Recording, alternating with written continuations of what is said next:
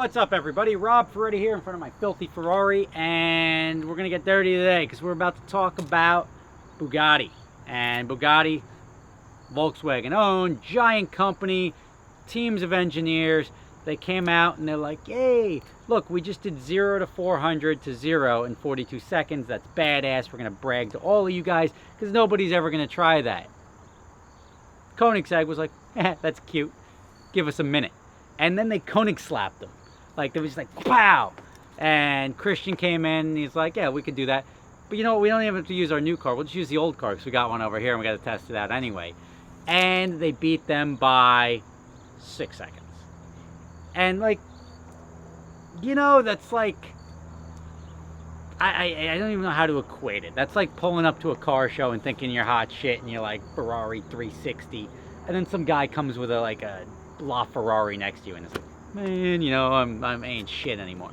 But, like, that's big. Like, there is, in the benchmark of performance, this is Bugatti's newest piece of equipment. And Bugatti's got to get it. Like, you got to back the weight down. You can't just put out these 6,000 pound cars. It's not 6,000 pounds.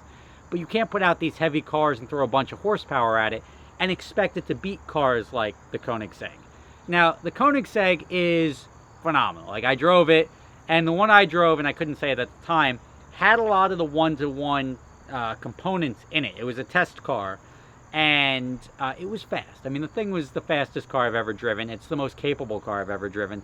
And this is now going back 4 or 5 years. Still to this day, it's the fastest, most capable car I've ever driven. Being in the Koenigsegg, I knew how fast and capable it was. And I knew that it was going to give Bugatti a run for its money. I thought they would use the Regera, which is their new car, the electric car, which is faster than the Agera RS or whatever car they actually used for the test.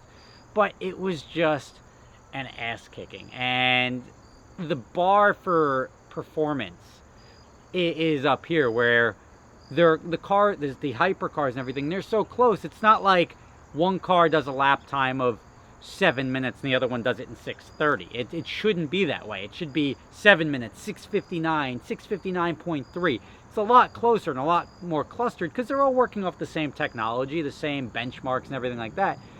I'm, like, super excited to see what the Koenigsegg does at the Nürburgring because they haven't gone back and done that record lap. And that would be something I'd love to see. I'd love to see now, even with the GT2 RS, if that Koenigsegg can go down and do a 6:30, a 6:35, a 6:40, whatever it is. I'm curious to see where the benchmark is. As far as I'm concerned, the one-to-one or the Koenigsegg, Agera, like, those cars are the ultimate performance benchmark in virtually any test, except for 0 to Tesla or 0 to 60 or one of these, like, stupid 0 to 30 tests or something like that. The Koenigsegg's are so capable. They've got top end, they've got power all over, they've got handling, they've got braking, they look cool. I want one, I really do. And if you guys want to start a GoFundMe page like every other loser in the world that wants the world to buy them something they want, let's do it. Let's get that GoFundMe page up. I need something like $2 million, and I can have my own Koenigsegg, and I'll give you guys rides because I will have gotten the Koenigsegg for free, which is probably the coolest thing I've ever heard.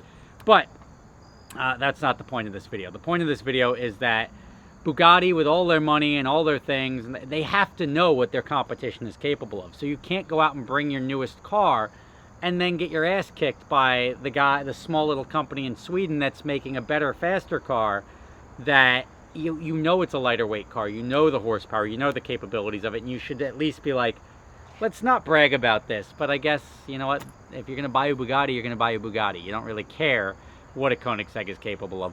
But you don't want to brag about something to just be, like, stomped on and kicked within a week, when in, like, the first opportunity. And then Koenigsegg did it. If you watch the video, they did it on not very good pavement. They did it on a 1.7 mile long runway, which is crap pavement, loose gravel, and the only thing that I saw that was sketchy at all in it was the braking. And they did the braking in just over a quarter of a mile. Imagine braking from 250 miles an hour in about 1,300 feet.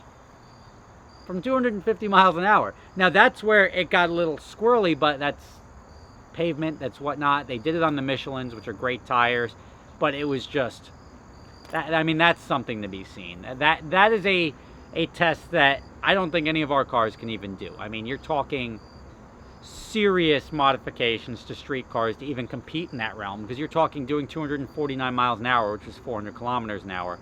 Just doing 249 miles an hour requires 1,200 horsepower, 1,300 horsepower in most cars. Plus you need the gearing, plus you need all this. So this isn't even a game that a lot of people can even play. But the fact that these Titans are going at it and they're like, ha! And it was just that quick of a rebuttal, so to speak.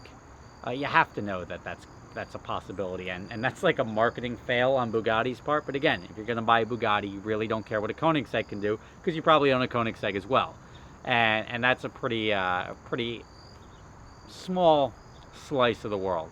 Anyway, if you haven't seen it, make sure you check out the video. Link in the description for the Koenigsegg video. I'll put the Bugatti video down there too. But even so, either feat, it's a silly contest to talk about, because again, now you're talking 0 to 250 to 0. Not a lot of people are doing that. 0 to 150 to 0, a lot of cars can do. But I try to base my objectives and my goals with building cars, with playing with cars, to something that's much safer, which 250 miles an hour is not really safe no matter how you slice it, but much safer and much more fun. I'd love to see what a McLaren F1, because that was like the benchmark for years, can do. 0 to, does it even do just to 247? I think it doesn't do it, but even 0 to 247 to 0, I'd love to see how long it took a McLaren F1 to do that, because that's everyone's pinnacle car. On a related note, McLaren is testing a new 3-seater with the 720S platform, so it'll be exciting to see what that mule ends up becoming. So now that we got to exhaust the what if and the challenge of cars we'll never be able to afford to own, and performance benchmarks we'll never be able to afford to even test, it was a good brain exercise. Check out those videos if you want to see it. It's hard to comprehend, but it's fun to watch nonetheless. And it was just like, ooh, Bugatti. And as soon as Bugatti posted their time, Koenigsegg never tried it, but they're just like 0 to 400 to 0, and oh my god, you knew that this was coming. And I didn't expect the delta to be 6 seconds. I expected it to be like, we beat them by 2-3 seconds, which is still a lot, but 6 seconds is a real solid kick in the nuts. Thanks for watching. Subscribe if you are not subscribed already. And if you're not subscribed, also check out Jimbos' channel. He's the one filming this, and there'll be a link in the description for that too. See you next time.